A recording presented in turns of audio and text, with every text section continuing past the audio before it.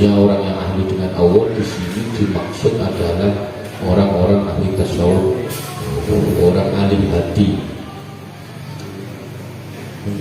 Kemarin sempat ramai terjadi ya, orang wakal walakon ibtala lan yakti teman-teman nyoba sapa Allah hadhi ta'ifati ikilah golongan bikholki kelawan makhluk khususan ya kelawan khusus. Allah itu akan atau telah menguji golongan ini. Golongan ini itu maksudnya golongan ahli tasawuf. Itu diuji dengan makhluknya secara khusus. Maka sampai jangan kaget kalau ada kiai yang ahli Allah, ahli zikir, ahli hati, punya santri gak jelas. Gak usah kaget. Pasti diuji dengan orang-orang yang khusus. Ustaz, lah kok ada kiai orang yang ahli ma'rifat kepada Allah, ada orang yang ahli macam-macam hati, kok santrinya bener kabeh? Ini pasti berarti bohong kalau kiai ini. Nah, jadi Allah memang mempersiapkan secara khusus orang-orang untuk menguji kiai yang model begitu, menguji ulama yang model begitu. Oh, itu. Jadi memang sengaja Allah itu menciptakan seseorang, jadi mendesain orang yang bentuknya tujuannya untuk menguji kiainya itu. Oh, jadi sudah walaqad ibtala wa hadhihi ta'ifata bi khalqi khususan wa siyama ahli ilmi ya. Jadi Allah memang menciptakan khusus ya untuk tujuan menguji, untuk tujuan menguji orang ahli tasawuf secara khusus, diciptakan, didesain secara khusus untuk mengujinya. Jadi biasa kok ada orang ahli tasawuf kok punya teman, punya santri, punya murid nggak jelas, ini sudah memang Allah sudah mendesain khusus seperti itu. Jadi nggak usah kaget ya. Lah kok ada orang ngaku ahli tasawuf, kok santrinya benar semua? Tanda-tanda. Kok muridnya benar semua? Tanda. Jadi apakah benar ahli tasawuf apa di? Ayo biasa itu Allah. Lasyama ahli ilmu, terlebih lagi para ahli ilmu. Waqala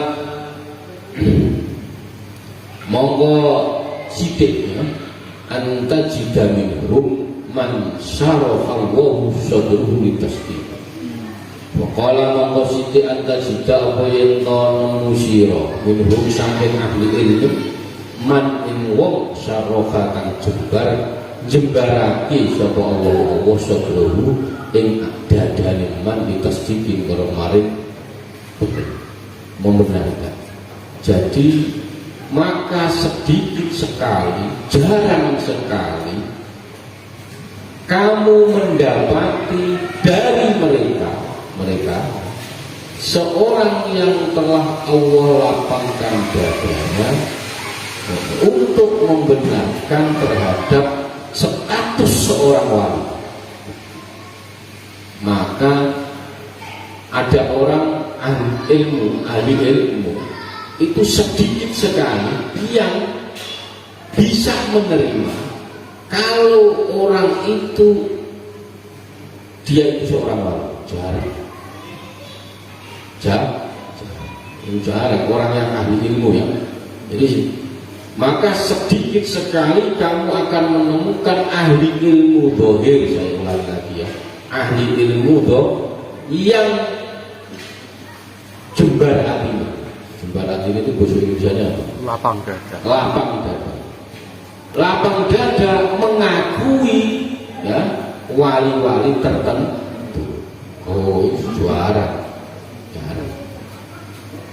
Bal yaku dia akan mengucap atau balik mengucap sapa wong laka maring sira na'am iya betul inna auliya setuhune aulia itu mau para wali itu mau juduna itu ada bal dia mengatakan iya saya percaya kalau benar sesungguhnya para wali itu ada saya percaya itu ada walakin ainahu tetapi di mana Pak? Nah, itu benar. Ini orang-orang ahli ilmu, orang yang ngaku ahli ilmu toh banyak. Padahal kalau dia mau ngaji agak dalam, kita kalau mau nyari itu wali itu tidak usah jauh-jauh Pak. Di dalam rumah sampean itu ada wali, ibu kita itu wali sebenarnya. Ya. Al-Habib apa namanya Gresik itu As-Sekar Abu Bakar As-Sekar Gresik itu kutub itu yang ngomong doanya 7 orang seperti saya itu maksudnya wali kutub itu lebih dahsyat lebih unggul doanya orang tua doanya ini maka sebenarnya yang wali itu ada di rumah itu.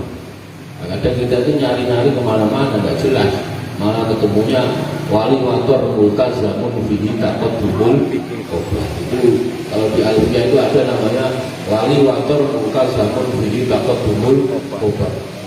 Jadi khobarnya didahulukan, walinya tidak jelas. Ini mulka zamun fihi takut dumul obat dia mewajib. Jadi Kang Saiful ini, ayo besok kita branding ditenangkan wali. Itu orang lama udah tahu, tetapi walinya belum jelas. Kabarnya dulu, khobar muqaddam didahulukan. Kabarnya dulu, multazamun fi taqaddumul. Jadi khobarnya dulu, kabarnya terkenal duluan, walinya belum jelas. Orang-orang itu suka nyari itu. Maka kalau sampai mau nyari di rumah itu wali. Orang ibu kita itu wali. Sesungguhnya para wali itu ada, namun di mana mereka? Di mana ya? Faqala anta jika terus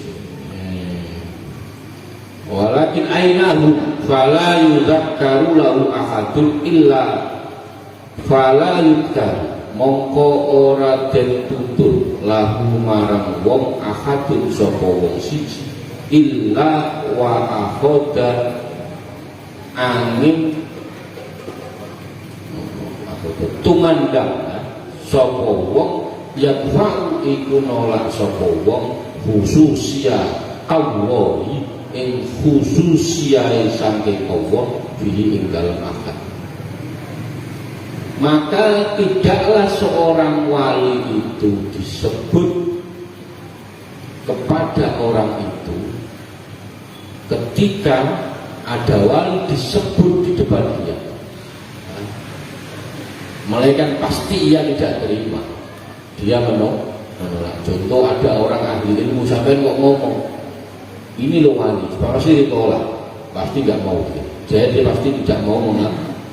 Dia tidak akan mau mengakui keistimewaan yang diberikan kepada Allah. Contoh, saya ngomong sama Kang Saiful, ini ada Mbak Sunan Ampel, ini ada Mbak Gunung Jati semua.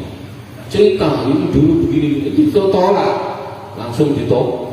Apa itu cerita fiktif bohong semua. Dia nggak mau mengakui kekhususan wali itu.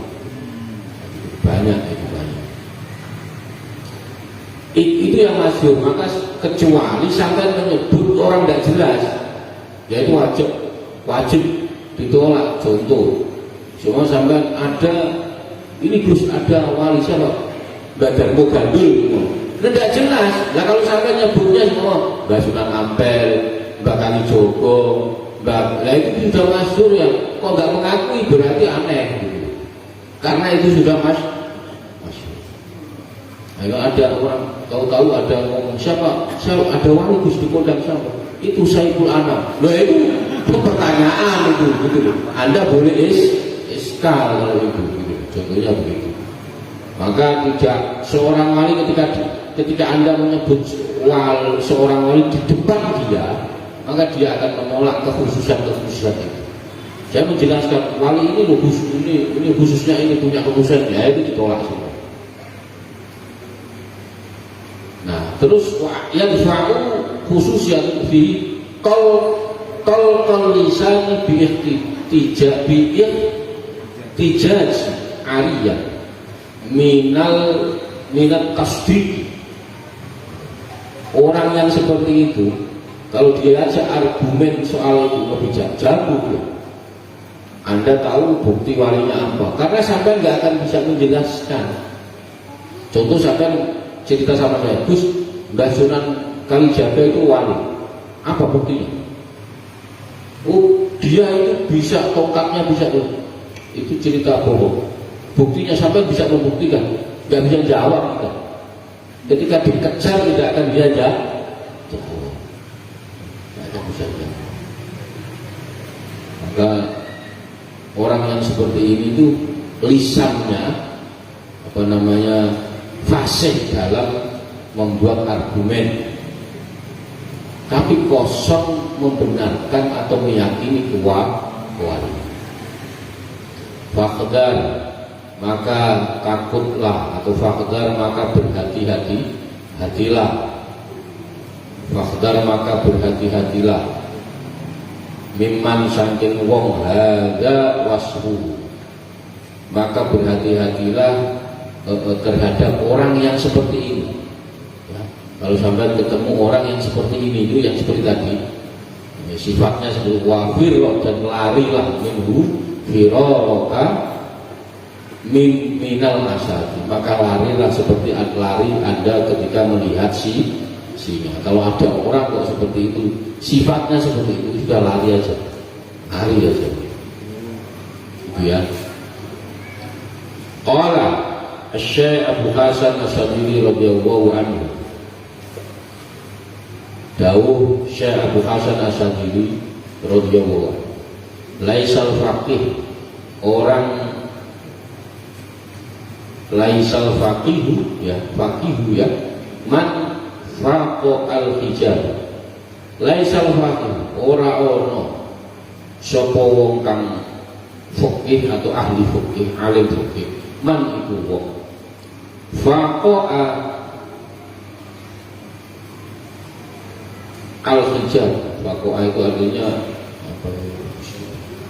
Membuka ya, apa ya?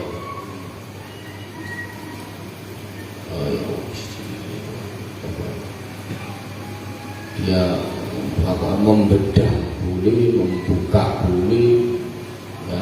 Al-hijabu opo alin-alin ainai kolbi ing meripat lorone atine.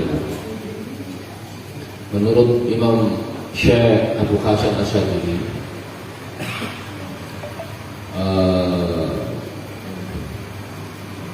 yang dimaksud dengan orang ahli fikih ya, itu bukan orang yang mampu membedah kedua matanya, atau bukan orang yang mampu merenggut hijab dari kedua mata hati. Jadi orang yang ahli fikih itu bukan itu ya. Tetapi orang yang ahli fikih, wa innamal faqihu man fahima sirral ijadi wa annahu ma aujadahu illa li ta'ati. Tetapi wa innamal faqihu lan pemestine wong alim fikih atau wong al-fikih, wong sing alim, man itu orang fahima yang faham sirral ijadi.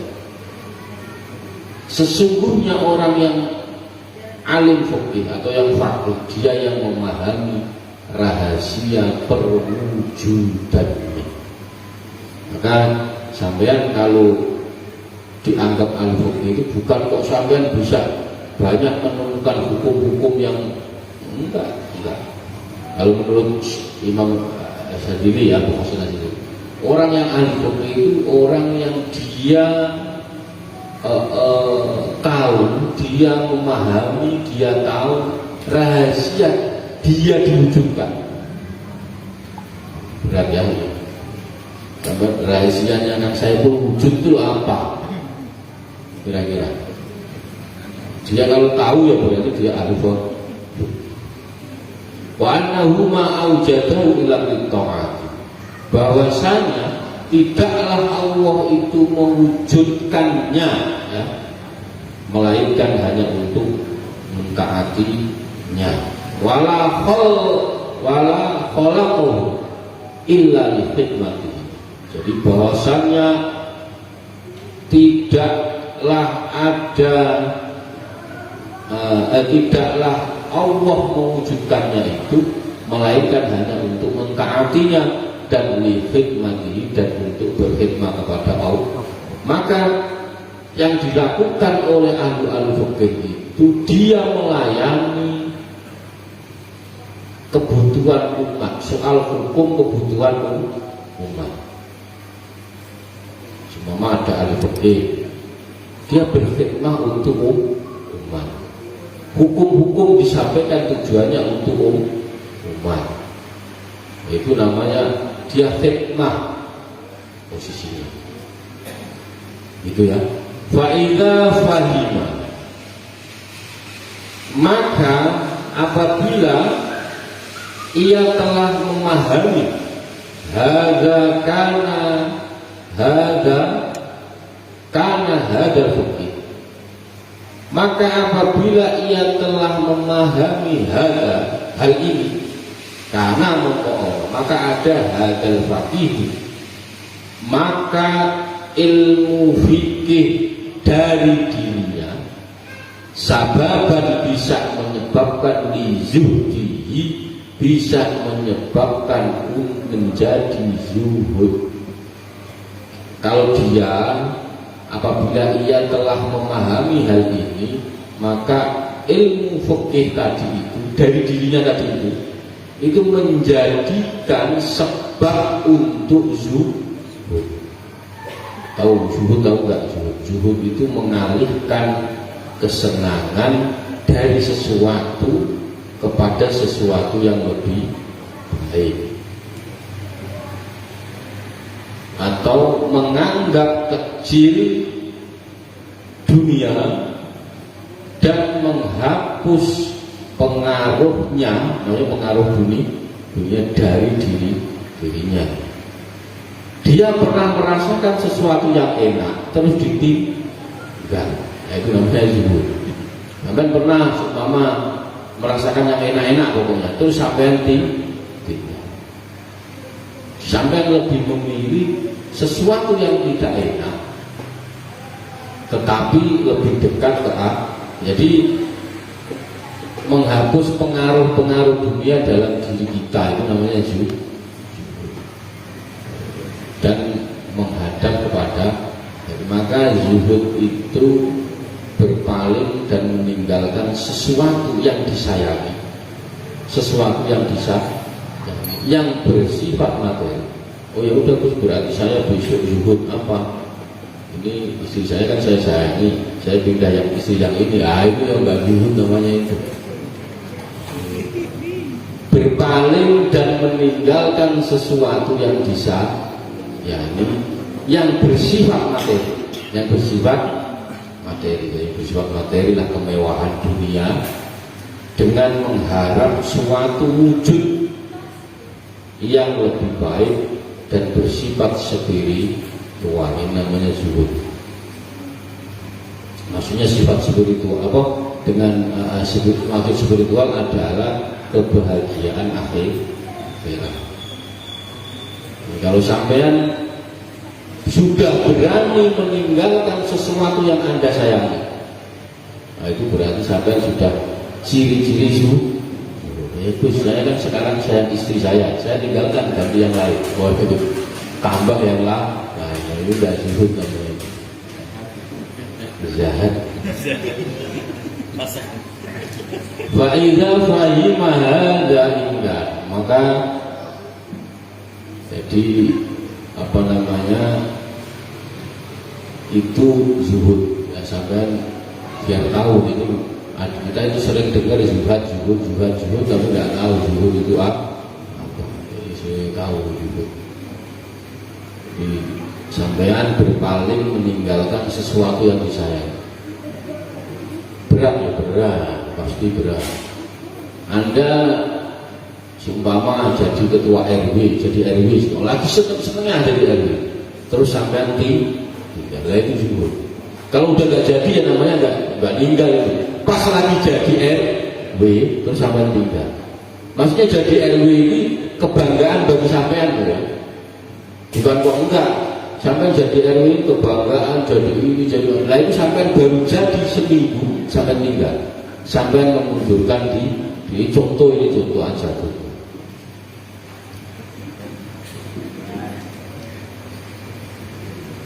Sampean lagi banyak sebenarnya, contohnya banyak, tapi ini nanti sampai malah kemana-mana ya.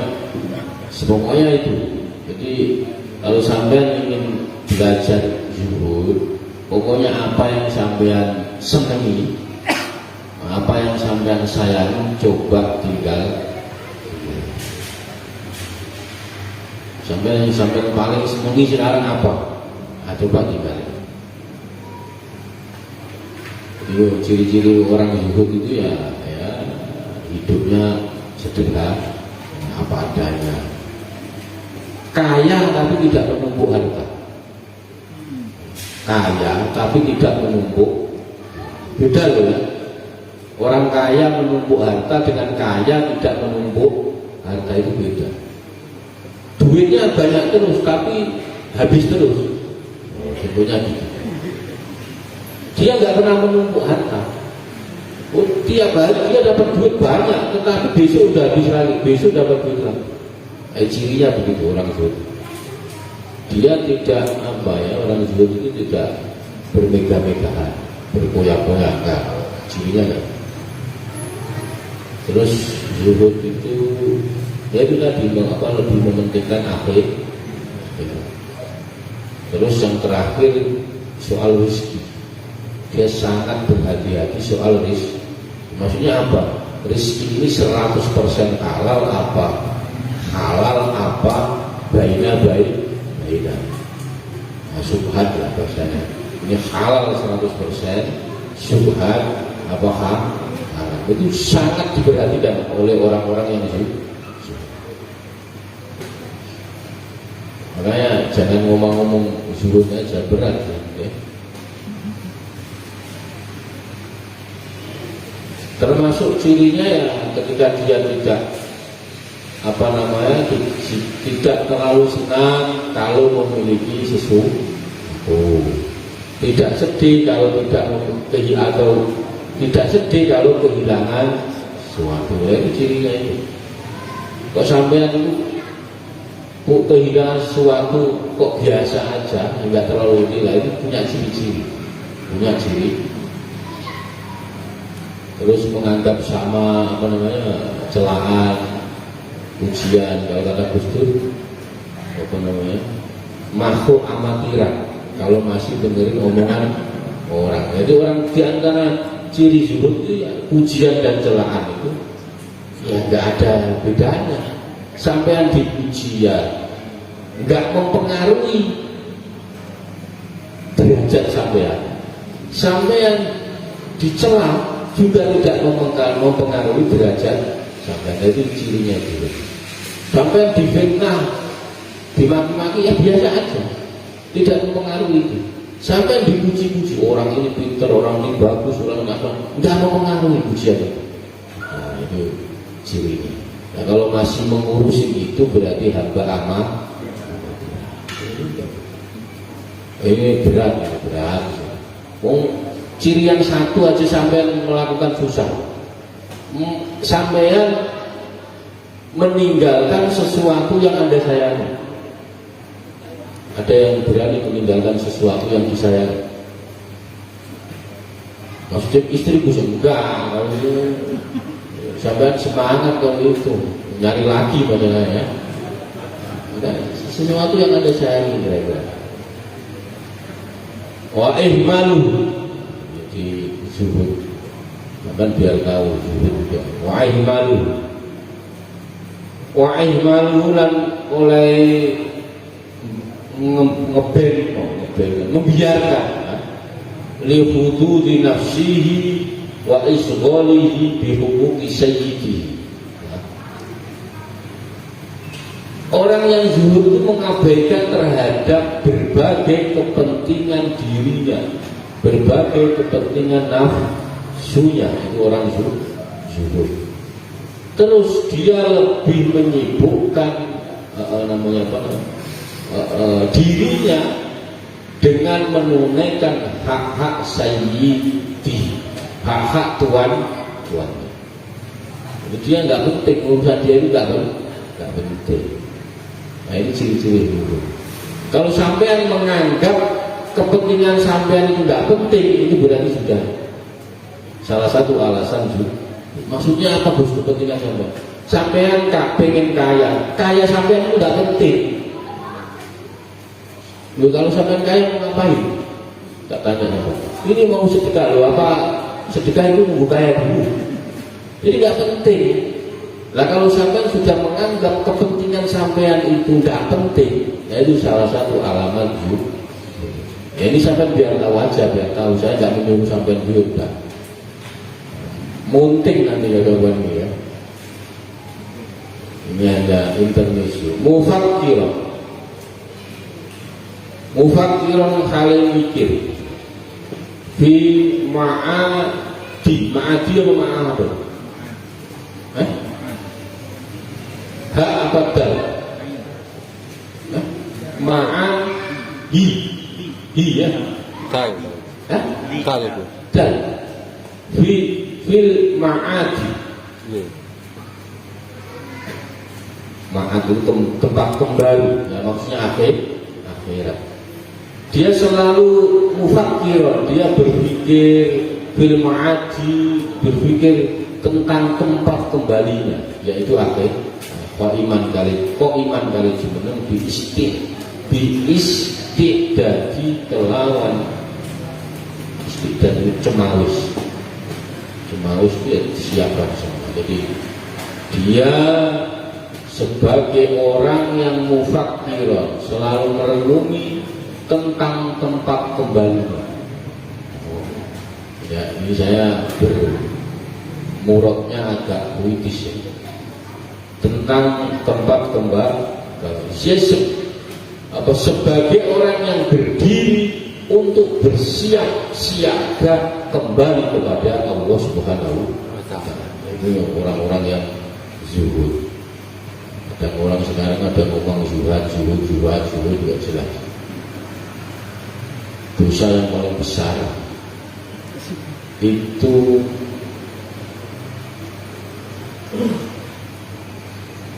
orang lain mencari akhirat lewat dia, tetapi dia mencari dunia lewat orang itu. Sudah itu berat enggak. Jadi sampai datang ke saya dengan tujuan sampai Gus nanti pokoknya saya di akhirat didoakan. Ternyata saya kesampaian itu hanya nyari dunia itu saja. Itu berat. Maka jangan main-main. Makanya sampai jangan pede nanti di akhir saya doakan itu tidak usah pede sudah. Saya mengurus diri saya sendiri juga jelas. Nah, pokoknya kita itu ngaji yang penting, tidak usah pikiran yang macam-macam. Nanti ini tidak. Pokoknya kita ngaji. Allah Rasulullah Sallallahu Alaihi Wasallam, al-mu'minul qawiyyu khairun indahu, khairun indallahi minal mu'min. Doain wa fi kulli khairin. Qala Rasulullah sallallahu alaihi wasallam al-mu'minu utawi wong mukmin al-qawiyyu kang kuat imane khairun iku apik indallahi menurut Allah minal mu'min dari mukmin atau iku yang apes atau yang lemah apes imane wa fi kulli khairin, tetapi di antaranya itu punya sama-sama punya kebaikan. Kalau orang yang beriman atau orang yang kuat imannya itu lebih baik di sisi Allah daripada orang yang imannya lemah. Ya, tetapi masing-masing ada kebaikan. Mukmin yang kuat lebih disukai Allah dibanding mukmin yang lemah. Maka kalau Anda jadi mukmin, jangan mudah menyerah, jangan mudah putus asa, selalu optimis dan selalu memohon pertolongan Allah Subhanahu. Setan itu sangat senang kalau ada orang mukmin itu sedih, galau, cemas, gelisah. Sampai Islam sholatnya kenceng tapi suka galau, itu senang. Setan senang ya. Gampang galau, gelisah. Tapi ke masjid terus, tapi gelisah terus. Allahu Akbar, sandal saya hilang enggak ya? Itu gelisah terus. Nah, itu setan lebih senang orang yang kayak gitu. Itu pasti gampang digoda. Maka jadi mukmin yang kuat itu cirinya sampai kumpul ketawa ngopi tidak mikir utang, nah itu ciri mukmin yang kuat, punya iman. Pokoknya rokokan jedal judul sambil ngopi ketawa walaupun pulang nanti dimarahin istrinya. Itu ciri mukmin kuat. Maka dawuhnya Imam Ali itu saya kalau nggak salah itu gini, kalau sampai pengen selamat itu yang pertama jangan meminta sesuatu selain kepada Allah. Maka dibiasakan jangan pernah minta sesuatu kepada orang, tapi mintanya kepada Allah. Setelah minta kepada Allah itu minta lantaran orang itu loh. Jadi kan sampean kalau pengen utang kepada orang, minta kasih biar dijabah utangnya. Sampai berdoa kepada Allah, minta, ya Allah ini saya butuh sesuatu tapi nggak punya. Maka yang paling logis saya utang siapa? Kepada Kang Nahrawi. Sebut namanya. Nah nanti jadi cara tawasulnya begitu, cara doanya. Nah, jangan pernah takut kepada suatu apapun kecuali sampai takut kepada dosa. Nah, itu sama siapapun enggak. Nah, sekarang itu banyak begini karena orang sudah didesain jadi kiai, jadi ustaz. Ketika ditanya oleh jamaah atau santrinya, dia nggak tahu malu. Akhirnya memaksa jawaban itu ya kayak salah semua, nggak tahu. Maka kalau tidak funnya ya sudah tidak usah ini. Yang ketiga harus sabar, gitu ya. Terus jadi mukmin yang kuat itu lebih baik daripada mukmin yang lemah. Maka jangan suka galau, jangan suka gelisah. Walaupun darajatun mimma amil, jadi mimma amalu ya. Orang itu setiap dengan apa yang telah dia kerjakan. Mukmin, maka yang dimaksud kuat itu apa? Pertanyaannya, kuat imannya itu apa? Apakah ekonominya? Apakah semangatnya? Apakah fisiknya? Apakah kuat ilmunya? Apakah kuat badannya? Apa? Maka setiap mukmin itu mestinya punya semangat yang kuat, yang tinggi dalam mencapai cita-cita yang mulia. Maksudnya itu. Dia jadi untuk mencapai satu keinginan cita-cita, maka untuk melakukan itu pasti butuh usaha, pasti butuh bersungguh, semangat